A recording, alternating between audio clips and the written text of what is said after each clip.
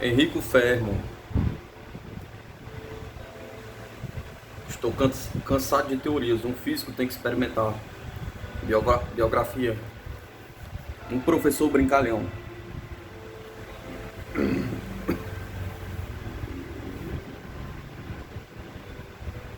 Uma maneira de matar os mosquitos.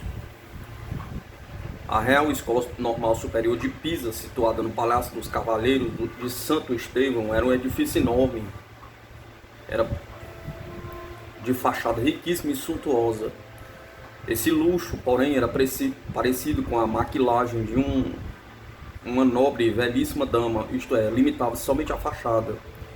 Em seu interior, as salas se alinhavam de maneira fria e esquálida, austras, manchadas de mofo e de umidade.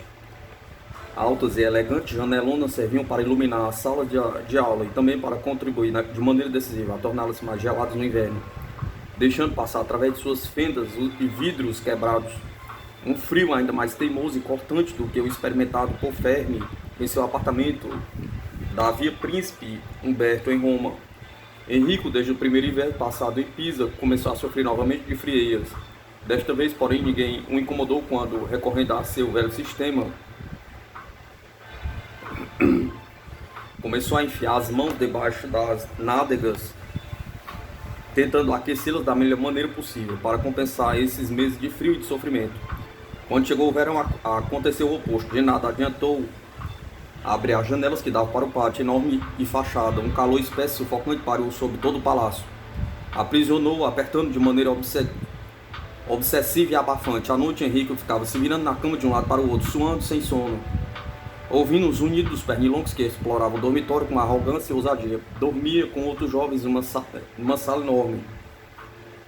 E era impossível por ordens da diretoria acender a luz durante a noite. Então, para se vingar, no dia seguinte, na manhã bem cedo, ia caçar a caça dos pernilongos que por toda a noite o havia martirizado. Os pernilongos pontilhavam as paredes e o povo, gordos e pretos de sangue. Então Henrique e outros colegas se armavam de um longo elástico, começavam a caçada. Em breve os muros do dormitório começaram a ficar pontilhados de estranhas minúsculas manchas, provas incontestáveis da cruel vingança matutina dos estudantes. Entre os colegas de Fermi havia um certo Franco Rassetti, um rapaz alto e desengonçado, simpático de óculos espessos e fala macia. Dormia numa cama perto de Fermi. Muitas vezes à noite, quando os dois estavam sem sono, ficavam conversando disso, daquilo, até a madrugada. Estou com um pernilongo na ponta do nariz, disse Rassetti. Desta vez vou pegá-lo. E logo em seguida se ouvia no dormitório um estalo seco que acordava algum colega de sono mais leve. Perguntava Henrico. Peguei nada, exclamava Rassetti com raiva.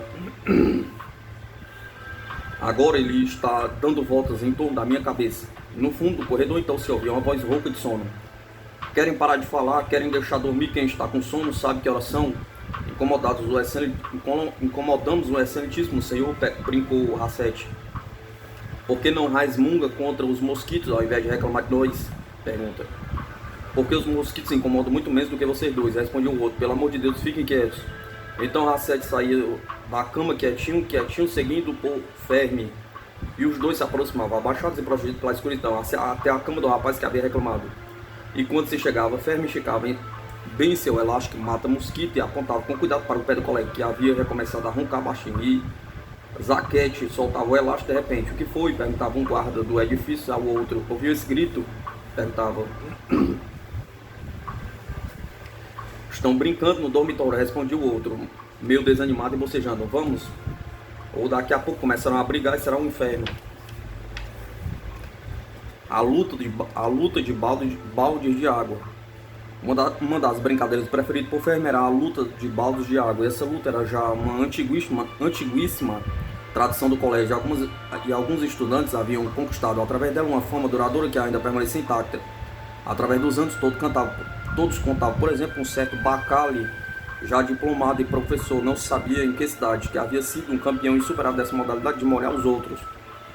O campo de batalha mais indicado para essa luta eram os telhados do próprio palácio, da escola e aqueles dos edifícios circunstantes. Todos subiam armados de baldes de água e de copos de estanho para os telhados e lá se distribuíam estrategicamente, prontos ora a atacar, ora a se defender. As pessoas que passavam lá embaixo na rua paravam e ficavam olhando o espetáculo, um belo espetáculo feito de gritos de água que corria brilhante e ensolarada pelo céu, as roupas molhadas de acrobacias perigosas e ousadas. Essa luta, porém, acabava sempre com uma aliança imprevista e insuspeita pelos espectadores. De repente, não sabia com nem por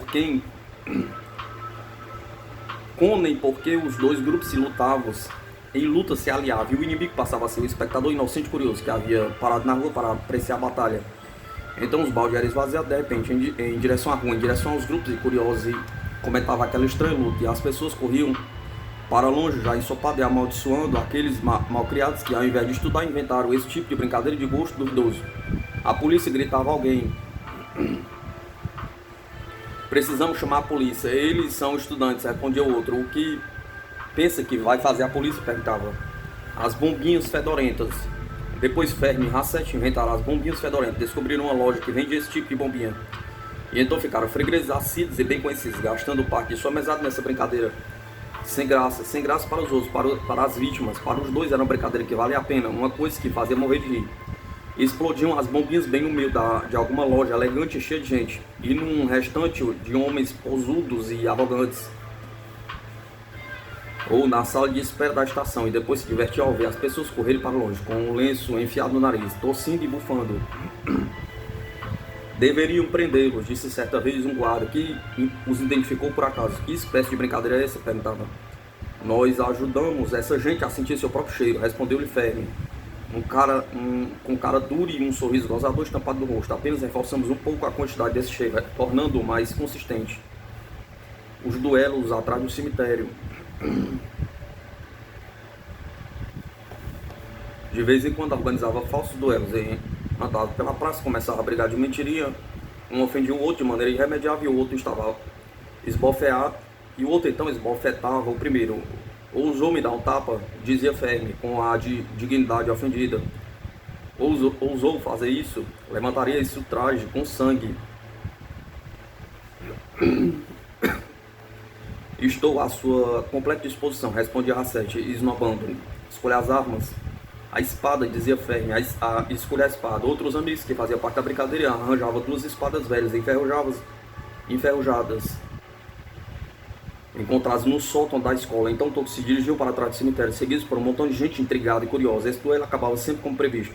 Durante a cômica luta, os dois faziam sempre a questão de empurrar alguém e dar assistência, de assustar todos os presentes com espadas dadas e de olhos fechados. Covarde, gritava Rasset, imitando a língua dos antigos espadachins. Em guarda, respondia Fermi, acabava com sua felonia. Uma vez Fermi e outra Rasset ganhavam o duelo. Alternadamente, um dos dois se rendia, implorando o perdão do outro amigo vencedor. E o vencedor de turno, quando ele desprezava alguns, voltava as costas ao vencido, depois escolhia entre a assistência alguma moça mais bonita que as outras. Esplêndida donzela, dizia-lhe com cara séria e apaixonada: permito que lhe ofereça a minha vitória quando poderei revê-lo de maneira discreta. Ah, só isso, perguntava. O concurso da Rainha de Maio. Um dia decidiram organizar um concurso de beleza que apelidaram de Rainha de Maio. Fizeram uma boa propaganda, escreveram e colaram um montão de cartazes pelas ruas da cidade. Conseguiram gratuitamente um velho teatro pulguento e autonomearam únicos e exclusivos juízes das candidatas. Como sempre acontece, muitas mocinhas da cidade decidiram se candidatar, acreditando na seriedade da iniciativa. Foi um dia e tanto. Obrigará as moças a desfilar dezenas de vezes. Convidaram-nos a andar de sobrinha e sem sombrinha, de sombrinha e sem sombrinha, a declamar versos de Petrarca e de Rede, a usar chapéus de palha e soltar seus cabelos sobre os ombros. E finalmente, diante da expectativa enorme por parte da assistência, das próprios candidatos, deram seu veredito inapelável para a Rainha de Maio. Escolheram uma pobre moça pouco inteligente e horrível, de nariz comprido, testa inexistente, cabelos despenseados, dentes para fora, peito chato, braços longos e ossudo, pés enormes que pareciam de camponeses. Deus, cochichou Rasset ao ouvir de Fermi, parece um homem feio. Será que não exageramos? Perguntou Fermi, refreando uma risada. Exageramos nada, respondeu Rasset. Não vê como todos os assistentes estão aplaudindo? E depois começou a correr em direção à porta do fundo, seguindo apressadamente por Fermi, para escapar da multidão enfurecida que exigiu o sangue dos dois organizadores. Uma estranha sociedade. Não podemos continuar assim, disse Racete ao amigo certo dia. Nossos esforços para tornar divertida esta cidade não estão sendo bem aproveitados, mas dispersados em iniciativas esporádicas, não muito bem organizados. Você está com razão, concordou Fermi. Precisamos nos organizar melhor, tornar nossas brincadeiras mais sérias e programadas. Então decidiram fundar uma sociedade cujo objetivo principal consistia em amolar toda e qualquer pessoa comumente chamada de próximo. Isso mesmo, exclamou Racete, e a essa sociedade poderá ser chamada sociedade antipróximo. Não é um belo nome programático bem indicado? Perguntava. Conseguiram o apoio de outros estudantes. Em breve a sociedade começou a funcionar rigidamente, baseada nos estatutos redigidos pelos dois amigos. Cesarini perguntava Fermi a um dos sócios mais novatos: o que você faz hoje? O que você fez hoje? Cesarini perguntava Fermi a um dos sócios mais novatos: o que você fez hoje? O rapaz se levantava e fazia orgulhosamente seu relatório. Coloquei um balde de água atrás da porta da igreja e uma velhinha ficou completamente ensopada e dizia: muito bem, e você, Isolde, com a sua má ação de hoje? Perguntava. Fechei a porta, dois homens, fechei a chave, dois homens no banheiro de um restaurante, respondia firmemente o jovem, e levei a chave comigo. Ótimo, exclamava Racete. E você, Bose? O que fez? Perguntava. Eu coloquei um ovo no bolso do paletó do comendador Bruchini e depois de um tapa bem dado, espachei o ovo. Foi um belo espetáculo. E vocês o que fizeram? Então, também Fermi fazia seu relatório. Fechei com o cadeado do paletó do professor Pucciardini. Pucciardini, um belo cadeado vermelho que obrigou o professor para poder tirar o paletó. Aí até um ferreiro. Quanto a Rossetti, ele mesmo dirá. Racete arrumava os óculos sobre o nariz e suspirava. Eu fechei com pregas e cadeados a porta da sacristia da igreja do Carmel e o padre foi obrigado para rezar a missa da volta e a entrar na igreja pela porta principal. Muito bem, dizia então Fermi, na qualidade de sócio fundador e diretor do clube. Acho que todos hoje fizeram nosso dever. Fizemos nosso dever. Minhas felicitações e a esperança que a sociedade progrediu encontrara sempre novos adeptos e novas belas ideias para amolar o próximo. 3 anos de bacalhau. Quando a reunião acabava, Racete e Fermi saíam juntos. O que vamos fazer? Perguntava Fermi. Estou com fome, mas tenho medo de ir até o refeitório do instituto. Vamos comer em minha casa, dizia então Racete, que possuía sua família em Pisa. Racete era filho único, que era tratado pelos pais com muito amor e carinho. Quase todos os dias ele rejeitava a comida do colégio, preferindo almoçar e jantar na casa dos pais. Frequentemente levava Fermi como convidado.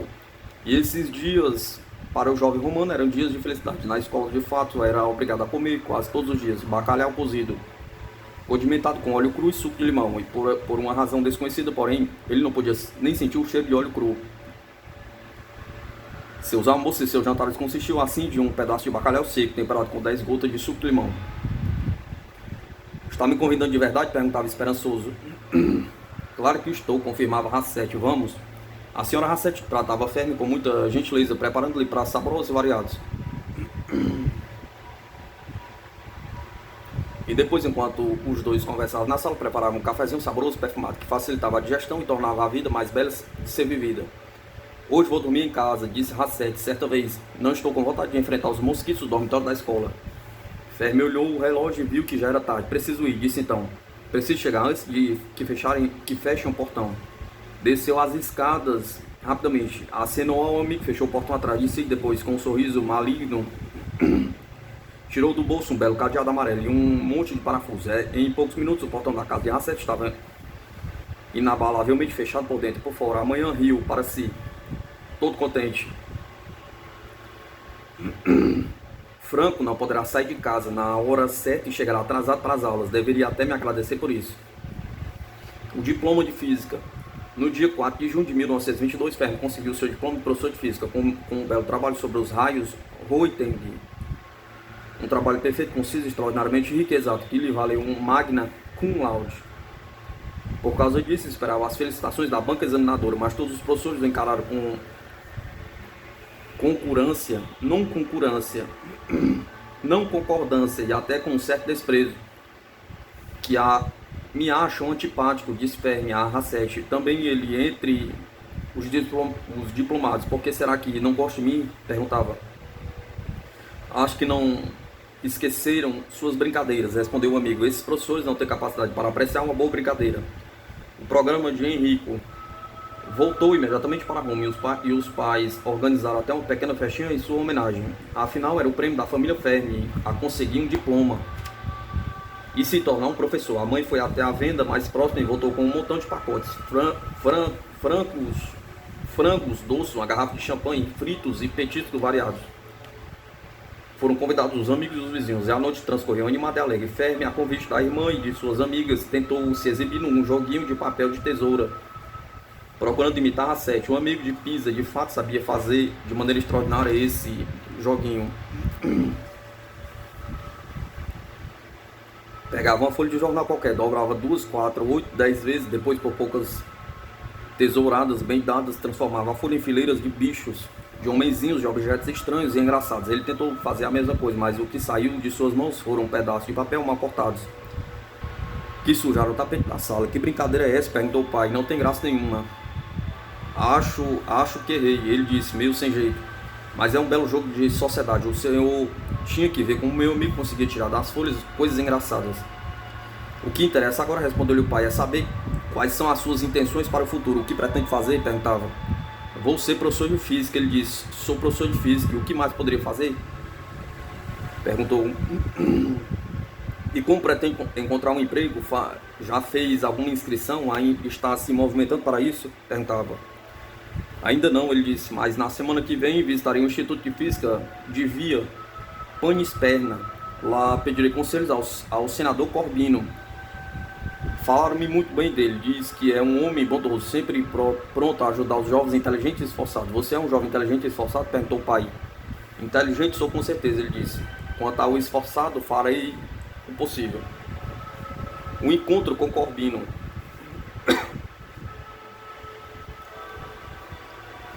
Acabou o mês de julho e chegou agosto. Agosto foi um mês quente, abafado, que tirava toda qualquer vontade de trabalhar ou de se dedicar a alguma coisa de sério. Dessa maneira, Henrico ficou vagueando pela cidade. Dessa maneira, Henrico ficou vagueando pela cidade, entregando-se a longos passeios e algum joguinho de futebol realizado subitamente depois do pôr do sol. Em setembro o calor diminuiu, mas foi um mês doce, terno e hipnótico. Um mês que convidava a apreciar a beleza do outono iminente, que dava vontade de organizar passeios longos e despreocupado pelos campos e pelas colinas dos castelos, onde a uva já estava madura e havia começado a vindima. E assim chegou outubro. Outubro de Roma é um outubro exclusivo, único, que faz cantar muitos poetas. Ele é dourado, quente e harmonioso. Nasce nos jardins amarelando e dourando as folhas das árvores. Se alastra pelas ruas e pelas praças da cidade, conferindo-lhe um aspecto maduro e macio, balzaquiano, e entra no coração de todos os romanos, convidando-os às lembranças, às saudades, e cancelando todo e qualquer programa para o futuro. Como podia Henrico pensar em coisas tão prosaicas como um emprego? Perguntava. No dia 27, o senhor Alberto voltou no escritório, com sua mão direita enfiada no bolso, segurando o dinheiro do ordenado. À noite fez as contas no mês, dividiu o dinheiro em vários montinhos e não fez nenhum para as despesas do filho. E eu acho que se esqueceu de mim, disse Henrico surpreso. O que farei sem um tostão no bolso? Perguntava. O senhor Alberto olhou para ele, arqueando a sobrancelha, como era de seu costume quando queria aparentar um ar severo. Fiquei passeando por perto, disse. Isso lhe fará bem à saúde. Fique passeando por perto, disse o velho. Isso lhe fará bem à saúde, além de protegê-lo em caso de acidentes. Que acidentes? Indagou o Ida, entregada pelo tom certo do marido. A situação política não está boa, explicou o ferroviário. Dizem por aí que brevemente teremos uma revolução. Imaginou? Perguntava. Henrico nem prestou atenção às palavras do pai, mas entendeu perfeitamente a recusa de sua mesada. Então, no dia seguinte, dia 28 de outubro de 1922, bem na manhã, foi até a via Panisperna, pedindo audiência ao senador Corbino, presidente do Instituto de Física. Orso Márcio Corbino era um siciliano, nascido em Augusta, pequenino, moreno, de olhos vivos e ágeis. Gestos bruscos, falsamente irritadiços. Já havia ocupado a cátedra de Física na Universidade de Messina, abandonada abandonando a cidade siciliana logo após o famoso terremoto que havia destruído completamente a cidade. Ex-ministro da Instrução Pública e da Economia, senador do Reino Vitalício. Era também conhecido na Europa inteira por seus trabalhos científicos no campo da óptica, além de inúmeras experiências sobre as perturbações produzidas pelo campo magnético dos elétrons nos metais, sobre as correntes variáveis nos circuitos indutivos, sobre as propriedades dos metais submetidos a altíssimas temperaturas. O senador e homem de ciência vivia solitário e tranquilo no próprio edifício do Instituto, num apartamento pequeno decorado por ele mesmo no último andar. Vestia-se sempre de preto e quando saía para os solitários e longos passeios armava-se sempre de uma palheta e de uma bengala leve e elegante.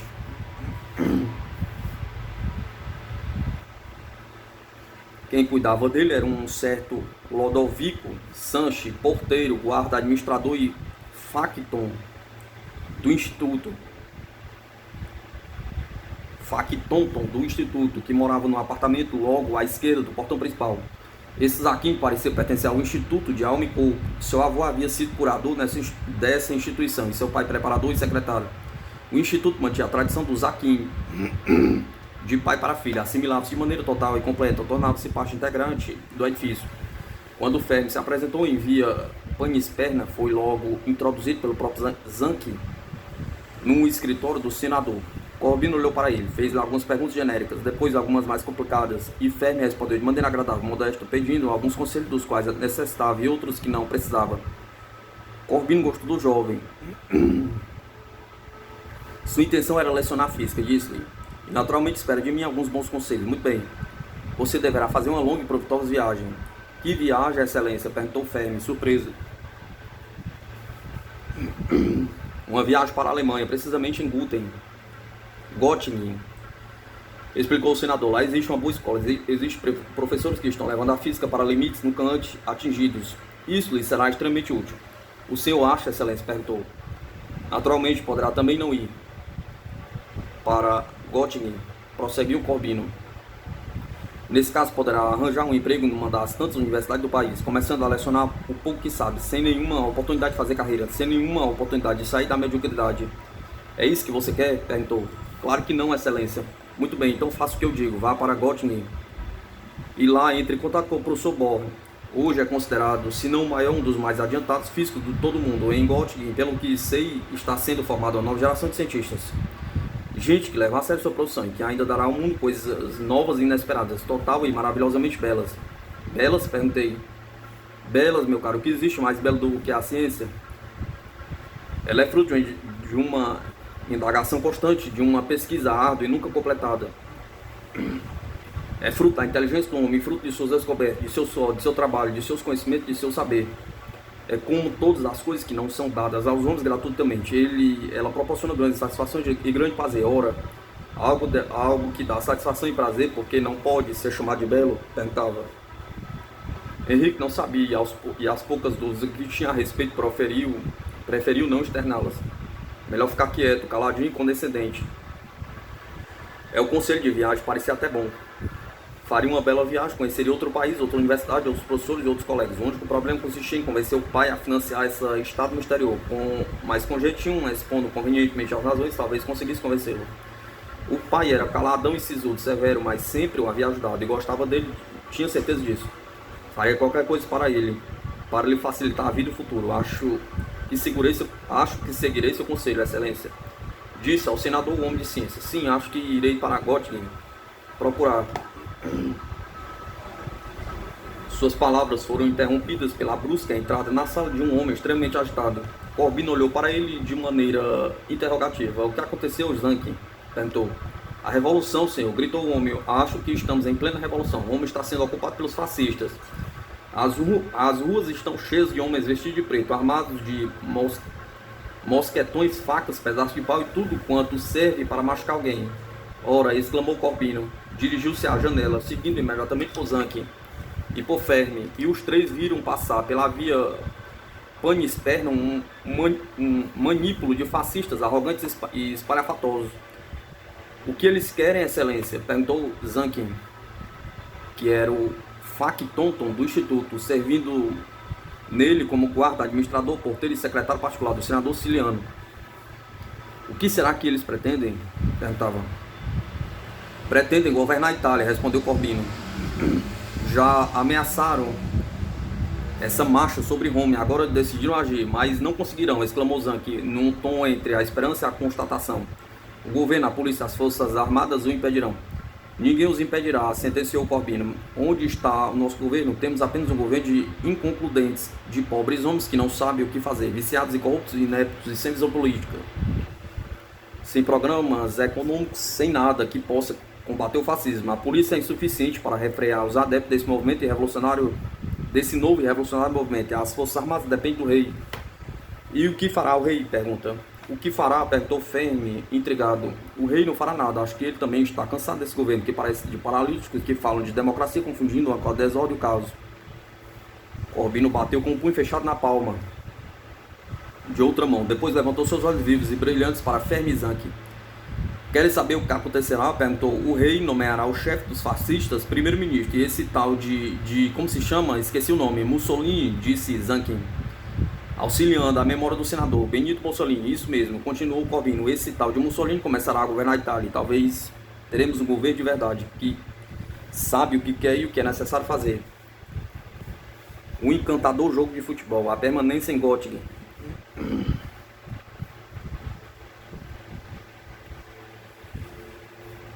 Com a ajuda de Corbino, Fermi conseguiu partir para Göttingen. O pai encarou a nova viagem do filho como um certo ceticismo, mas uma bolsa de estudo do Ministério da Instituição Pública, arranjada pelo próprio Corbino, convenceu de que o filho mereceria aquele sacrifício. Se os outros confiarem nele, Ida, disse a mulher, como posso desconfiar eu, o seu próprio pai? Acho que Henrico tem um belo futuro para frente. O futuro que Henrico encontrou em Göttingen, porém, não foi tão promissor. Foi bem recebido por Max Bohr e pelos outros professores que lecionavam naquela famosa universidade, mas não conseguiu se ligar muito com eles. Embora brincalhão e expansivo por natureza, Fermi, diante daqueles homens famosos em todo mundo, sentiu-se atacado repentinamente por uma onda de timidez que o deixou solitário e afastado. Dificilmente participado da vida extra-universitária daquela comunidade de horas de folga, daquela comunidade de grandes cérebros, preferindo passar seus dias e suas horas de folga completamente sozinho, vagueando pela cidade a esmo, fazendo algumas amizades fora do ambiente escolar. Uma das coisas que mais o alegrou, porém, foi a sua afortunada situação financeira. A onda de inflação que dominava a economia da Alemanha, de fato, dava à mesada que recebia da Itália um valor excepcional, algo de inconsueto e de inegável e de invejável. O câmbio era extremamente favorável e todo mês, quando trocava suas liras, encontrava-se rico de repente. Assim mesmo, certa vez ficou resmungando.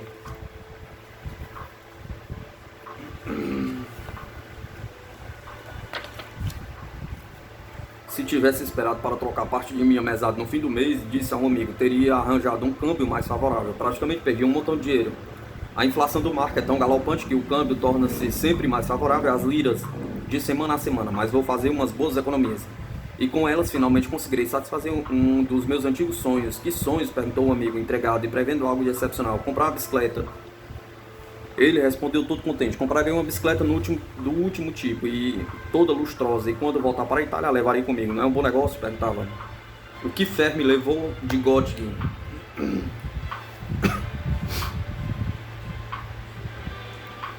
E comprou mesmo uma bicicleta bem equipada com a companhia insistente e barulhenta que chamava a atenção de qualquer um. Sua estada em Göttingen havia sido cientificamente proveitosa, especialmente pelas aulas do famoso Max Born, mas Fermi havia assimilado as aulas do famoso físico e seus colegas alemães sem dar a elas um excessivo relevo, sem lhes emprestar o cunho de algo marcante em sua vida e de seu pensamento científico. A estada em Göttingen para ele havia sido apenas uma etapa não muito divertida, mas financeiramente proveitosa de sua vida. O que conseguiu em Göttingen? Perguntou-lhe certa vez Rassetti. O dinheiro para comprar uma bicicleta, ele respondeu. Acha pouco? Perguntou. Professor em Florença.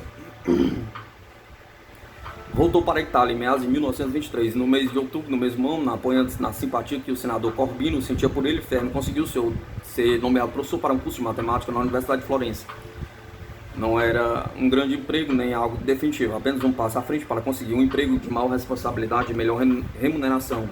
Assim transferiu-se para a capital de Toscana, entregando-se a uma vida não muito alegre, mas também não muito enclausurada. Apelando para a sua inseparável bicicleta, largou-se pelos campos que rodeavam Florença com muito entusiasmo, em companhia de novos e divertidos amigos. Ainda era jovem, porque vesti antes de tempo uma máscara professoral e carrancuda de homem sério e sisudo, perguntava. Quando arranjava algum dia de férias, porém, corria imediatamente para Roma, onde reencontrava os velhos amigos e colegas. Então, nesse dia, transformava-se por completo. Tornava a ser um Henrico de antigamente, meio louco e brincalhão, organizador incansável de jogos e passeios divertidos. Não acha que está um pouco crescido para isso? Disse-lhe certa vez a mãe, vendo-o cansadíssimo e suado, voltando para casa com as calças rasgadas e os cotovelos esfolados. Os exercícios físicos fazem bem à saúde, mãe. Ele respondeu despreocupadamente. E que exercícios físicos são esses? Insistiu a mãe, que lhe rasgaram a calça e os cotovelos. Cai de bicicleta, ele respondeu. Um simples acidente. Por quê? Um professor não pode cair de bicicleta? Perguntava. A morte da mãe.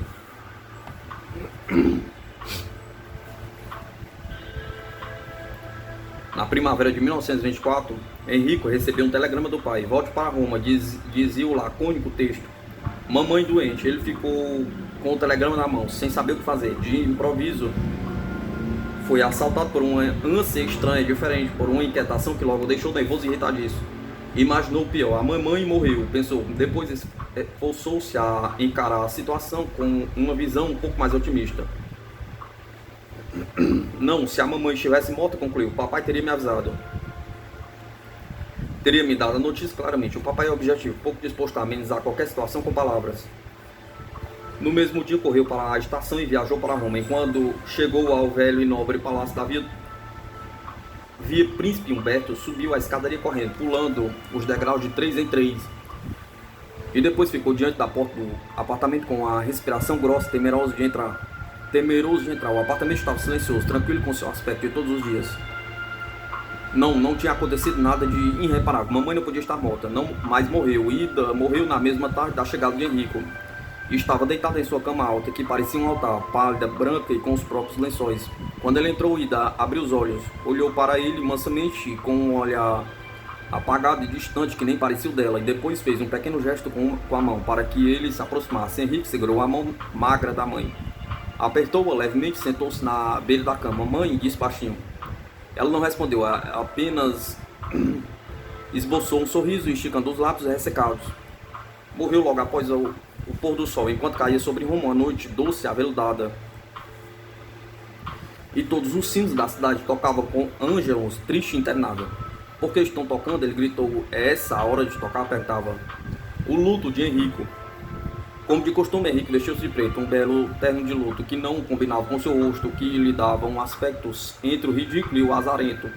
Passou alguns dias observando os rituais burgueses de hábito nessas circunstâncias. Deixou crescer a barba, evitou sair de casa, não comeu carne, não ligou o rádio. Depois, aos poucos, a vida voltou a exigir. Roma vivia uma primavera doce, esplendorosa, gloriosa. Como resistir seu chamado? Perguntava. Então um dia fez a barba quietamente.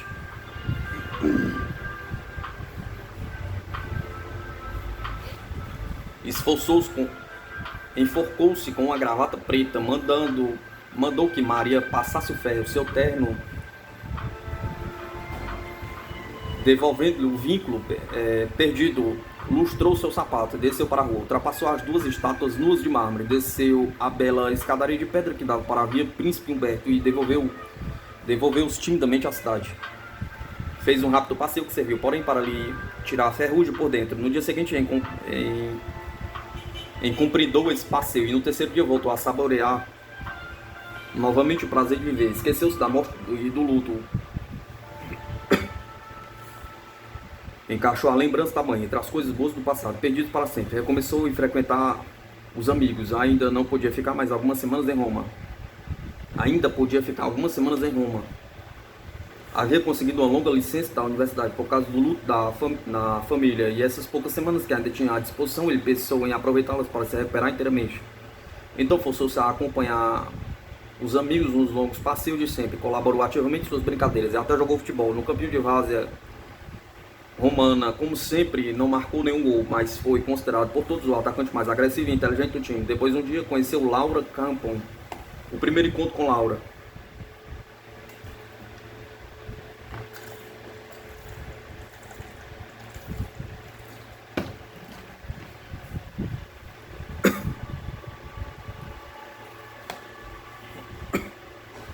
Foi durante o passeio que havia programado ele e alguns amigos para Aquicquacetosa, lá onde o rio Aniene, cansado de levar as suas águas escassas através dos campos, deságua no Tibre com um barulhinho de alívio.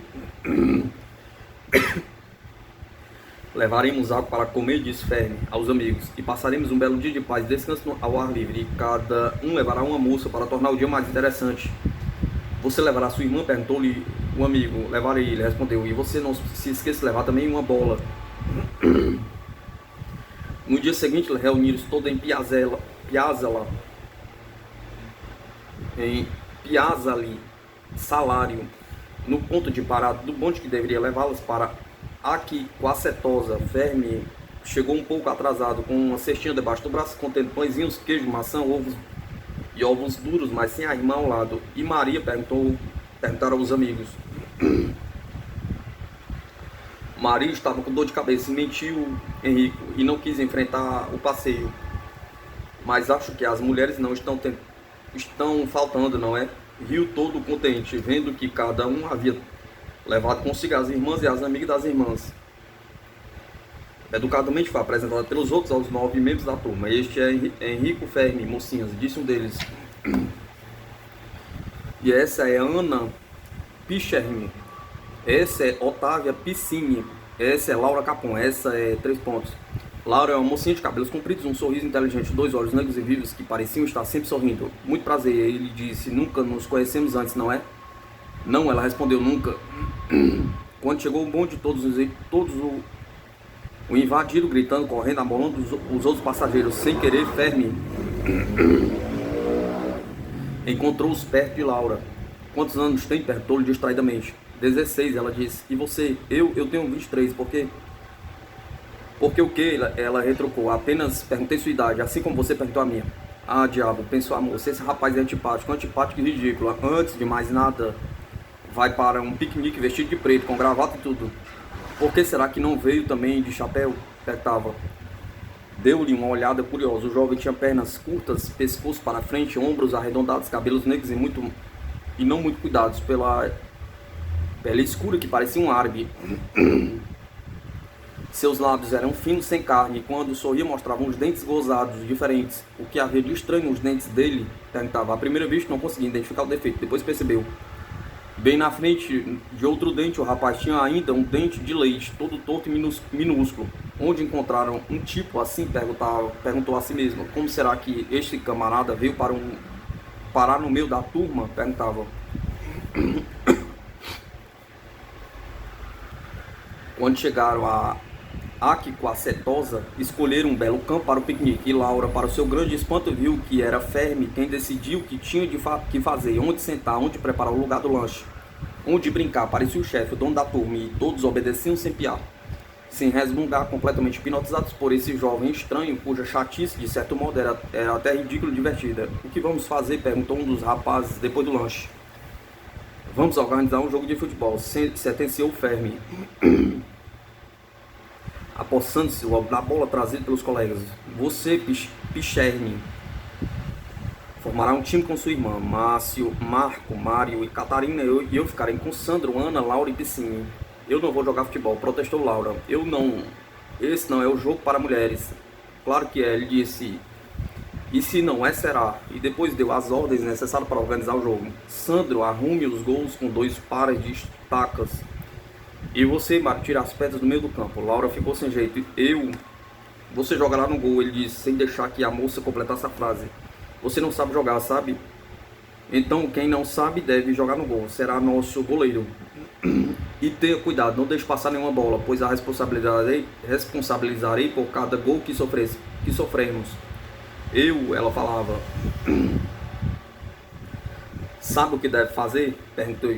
Perguntou, fique lá, bem no meio daquelas 2 estacas, e quando a bola se aproximar ou alguém a chutar em direção ao gol, você deverá agarrá-la firmemente, entendeu?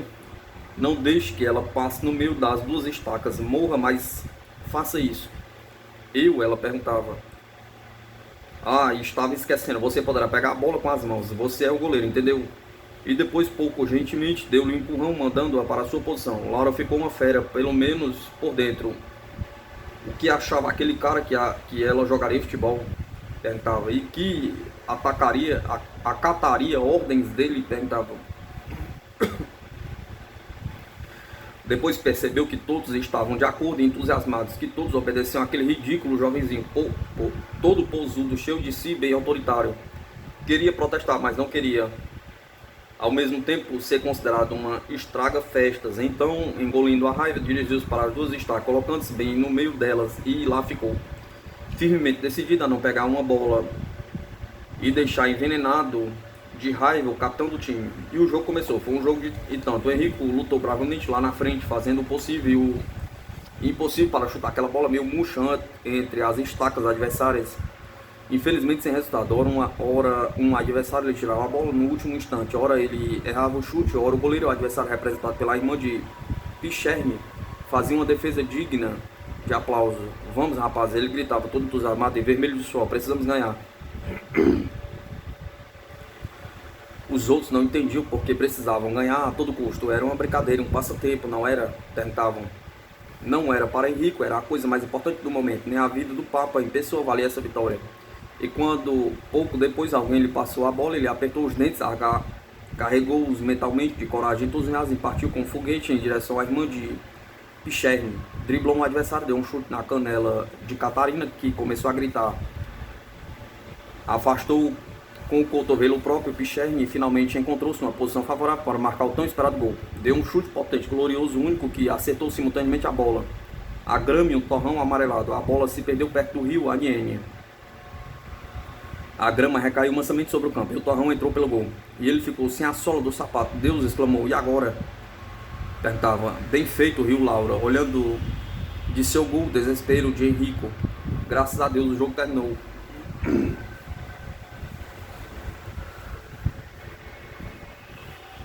Ele olhou para o sapato, levantou a perna, balançou a sola completamente descolada, que fazia taquete, e que parecia rir como a boca de um palhaço. Acabou nada, gritou para Laura. Alguém tem um pedaço de barbante? Perguntava. Amarrou um barbante no sapato, continuou a brincar, a lutar e se matar para marcar um gol que não conseguia. Sua raiva era proporcional a um insucesso. E ficou com mais raiva ainda quando Picherny, driblando de maneira espetacular, aproximou-se do gol defendido por Laura ameaçadoramente. Cuidado, ele gritou à moça, pega a bola, não deixe ele chutar. E Laura de repente entrou no jogo, sentiu-se parte integrante do time chefiado por Fermi. Decidiu fazer o possível para evitar a humilhação da derrota, então olhou para Picherny, que se aproximava com a bola nos pés. Soltou um grito que assustou o amigo adversário, depois se jogou sobre a bola, agarrando-o sem saber como, se foi com as mãos, com o peito ou com a saia, mas agarrou. Então Fermi se aproximou dela, batendo-lhe com a mão nas costas, depois sorriu com um dentinho de leite bem à mostra. Você salvou o time, mocinha, disse a Laura, merece o beijo. Mas não lhe deu o beijo, mas aliás, ficou sem vê-la por mais de 2 anos. Brincadeira e ciência. Fermi de fato voltou poucos dias depois para Florença.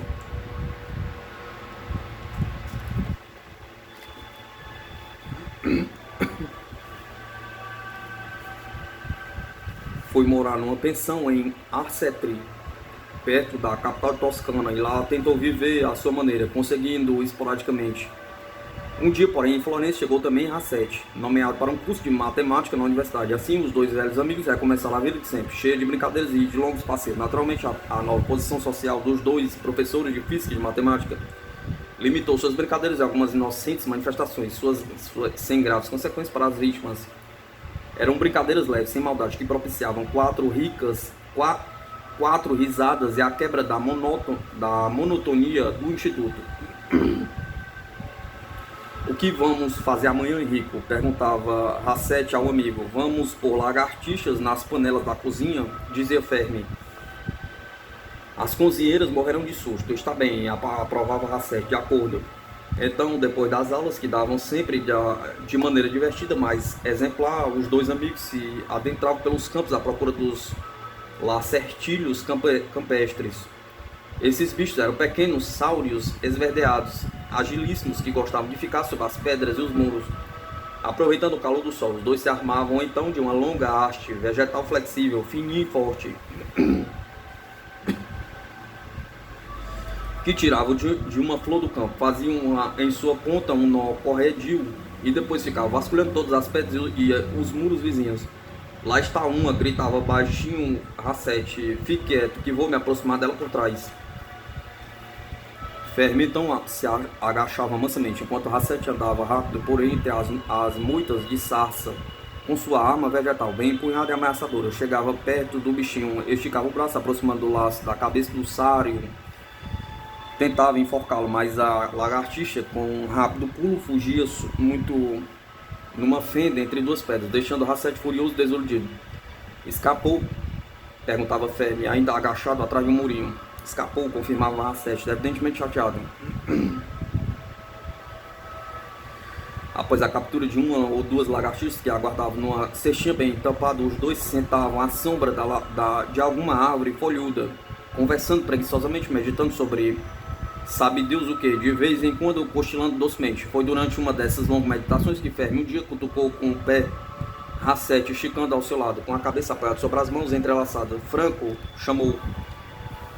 Racete fez um barulhinho com o nariz. O que foi? Perguntou. Pensei numa coisa, disse Fermi. Pensei que dois átomos de um gás não podem ter exatamente a mesma velocidade. E daí, resmungou Racete, quase dormindo. Daí significa que em cada um dos estados quânticos possíveis nos átomos de um gás perfeito monoatômico pode existir somente apenas um átomo. O que você acha? Perguntava. A estatística de Fermi-Dirac.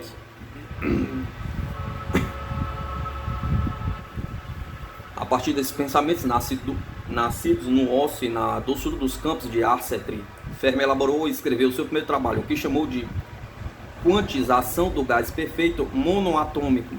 Foi um trabalho despretensioso, mas que sucessivamente foi considerado de grande importância para o desenvolvimento da física teórica. Praticamente nesse trabalho estava desenvolvida a teoria que anos depois seria conhecida como a estatística de Fermi-Dirac, um trabalho baseado lá para a mecânica e estatística.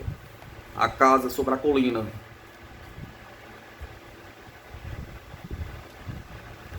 No Natal, Fermi foi de férias para Roma, mas não encontrou mais o pai e Maria. Sua irmã, no velho e gélido apartamento da Via Príncipe Humberto. O fascismo, de fato, na tentativa de angariar parecia a simpatia de boa parte da população, havia dado início a importantes revolucionárias obras sociais, entre as quais a construção de um novo bairro residencial,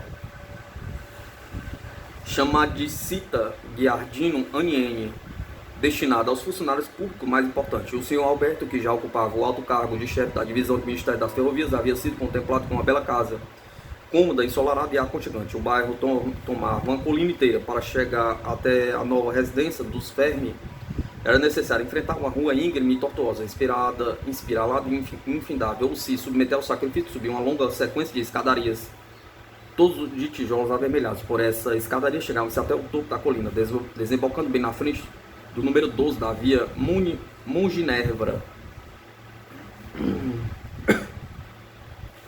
A nova casa da família Fermi, um murinho baixo branco de cal, um portão de ferro harmoniosamente desenhado, um pequeno jardim florido que circundava a casa, toda pintada de branco e enobrecido por um esboço de torre lateral. Atrás da casa existia um amplo terreno em declive, onde o ferroviário desde o primeiro dia começou a plantar pessegueiros, pereiras e macieiras, e aos poucos, ao longo do murinho dianteiro, cresceu e se desenvolveu uma cerca de jasmim sarraceno, que perfumou a rua e lhe emprestou um exótico encantamento. Henrico apreciou e gostou da casa. Ela é bem bonita, pai, exclamou, e aposto que no inverno ela não dá frieiras. As férias em Val Gardena. Em 1926, o pai de Laura, Augusto Campo, decidiu passar férias de verão em Chamonix com toda a família. Os 4 filhos do oficial da Marinha Italiana, Laura, Sandro, Ana e Paolo, prepararam-se para essa viagem com muito entusiasmo, fazendo grandes projetos. Quando chegou a hora de partir, porém, o pai voltou para casa com a cara amarrada e pouco satisfeita. O que foi? Perguntou-lhe a esposa. O que aconteceu? Não vamos mais para Chamonix? Perguntou. Não vamos, respondeu o oficial. E sabe por quê? Porque não dá para trocar nosso dinheiro em francos. O câmbio está completamente fechado. O fascismo quer evitar que no verão, com a desculpa das férias, os italianos gastem seu dinheiro no exterior. Mas isto está errado, pai, protestou Laura. Não está muito errado não, suspirou o pai. Bom oficial e simpatizante morno do fascismo, embora judeu. Considerando o fato sob um certo ponto de vista, Mussolini tem razão. São divisas que saem da Itália, divisas que engordam e enriquecem outros países. E o que vamos fazer? Perguntou então Laura, sob o olhar desiludido dos outros irmãos. Como passaremos as férias? Perguntava. Encontraremos outro lugar, sentenciou o pai. Na Itália existem regiões encantadoras muito mais bonitas que na França. Então, por que não conhecer melhor o nosso país? Ao invés de descobrir os dos outros? Perguntava. Decidiram ir para Val Gardena, na cidadezinha de Santa Cristina. Lá está também a família Castelnuovo, disse o pai. E vocês poderão formar com os filhos dos professores uma boa turma. Guido Castelnuovo, de fato velho amigo dos Campos, era professor de geometria analítica na Universidade de Roma. Era um homem muito respeitado e apreciado, o típico professor que gostava de viver sempre rodeado de amigos e de colegas, tanto durante o período letivo quanto durante as férias. Aproveitava esses meses de repouso e descanso para manter relações ainda mais amistosas com os colegas e antigos alunos. E frequentemente os convidava para passar as férias com eles, deixando-os divertidos à vontade durante o dia e mergulhando em interessantíssimos diálogos científicos e intelectuais à noite.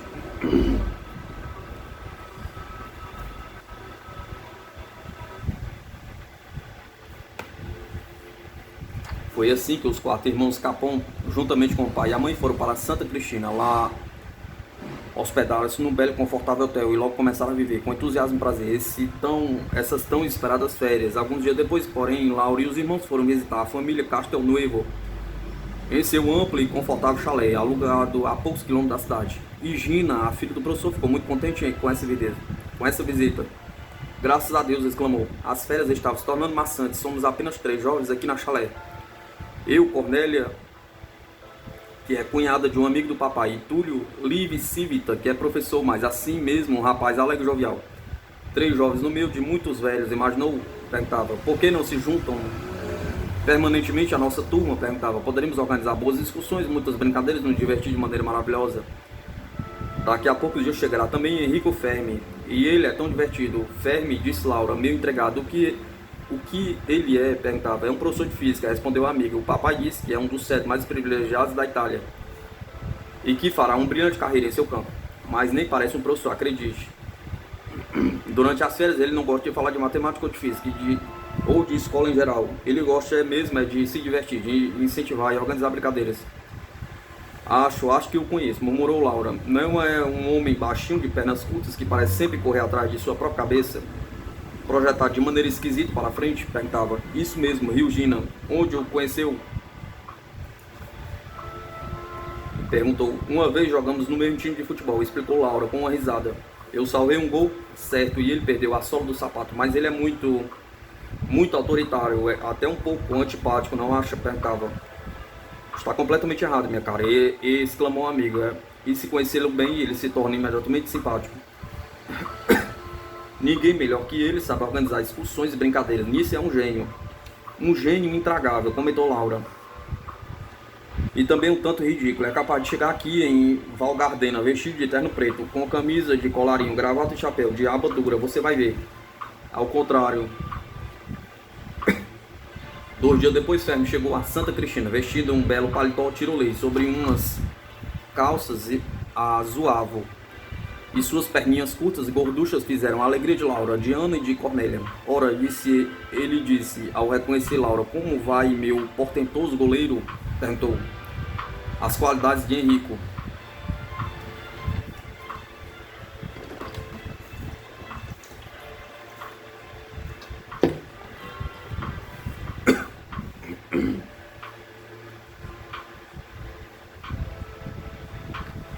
Desde o primeiro dia, Enrico tomou as rédeas da turma na mão.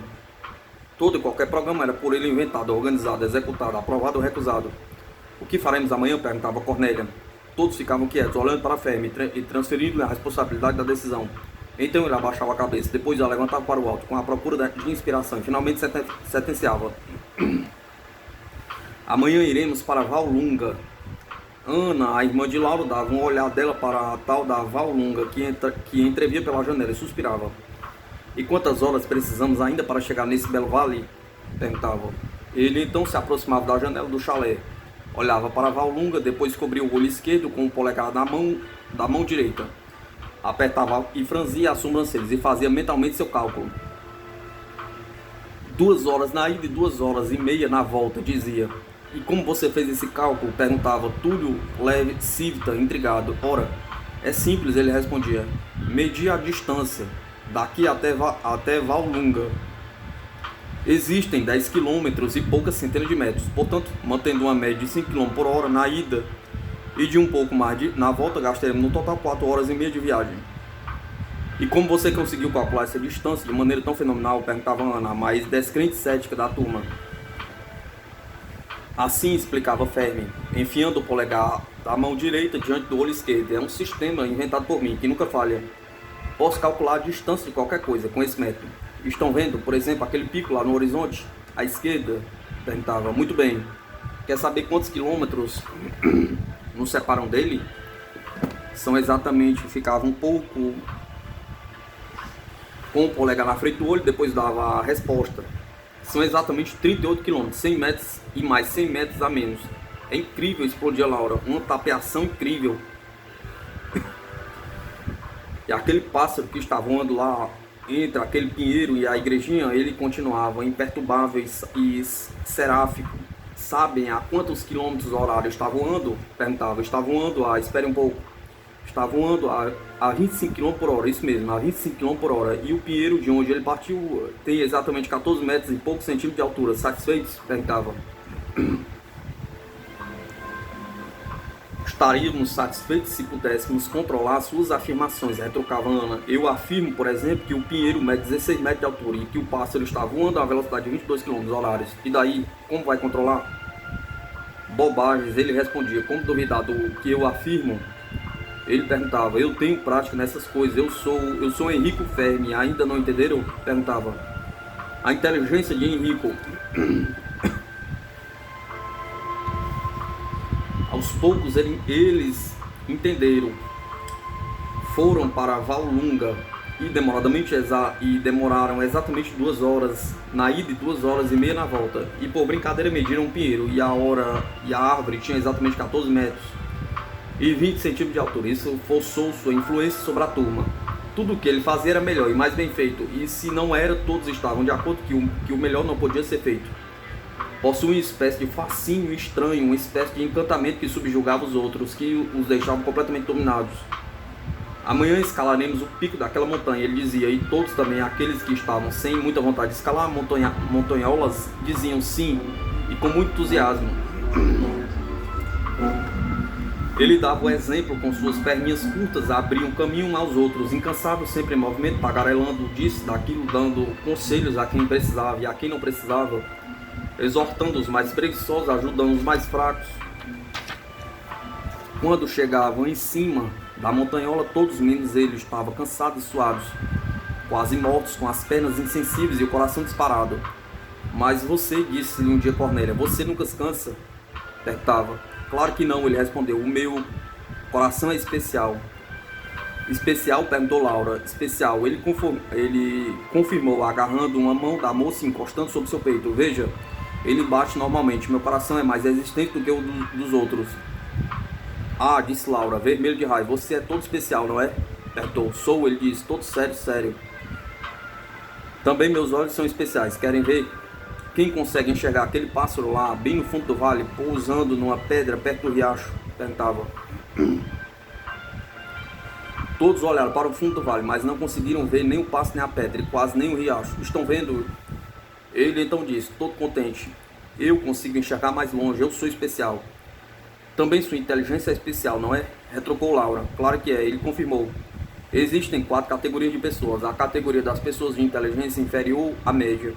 Aquela das pessoas de inteligência média, que nos parece estúpidas porque nós pertencemos a um grupo fortemente selecionado.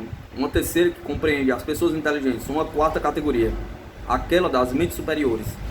Amém, exclamou Laura. Aposto que essa 4ª categoria é formada por uma só pessoa, por Enrico Fermi. Não, está enganado, ele disse, naturalmente incluindo-me na terceira. Seria justo para comigo mesmo. Portanto, admito pertencer à quarta categoria, aquela das mentes superiores. Não, mas não estou só. Nela incluo também você, está vendo? Perguntou. Não estou de acordo, Rio Laura. Se eu estou na quarta categoria, então deve existir uma quinta, formada somente por Henrico Fermi, um homem inteligente superior por excelência. Em todo caso, ele disse, gostaria de ficar na sua categoria, pelo menos teria algo em comum com você, compartilhar de algo que você possui. Ora, que gentileza é essa? Perguntou Laura, estupefada. Não é gentileza, ele disse, é uma outra coisa. Um dia talvez lhe diga do que se trata. Henrico Fermi, biografia. Estou cansado de teorias, um físico tem que experimentar.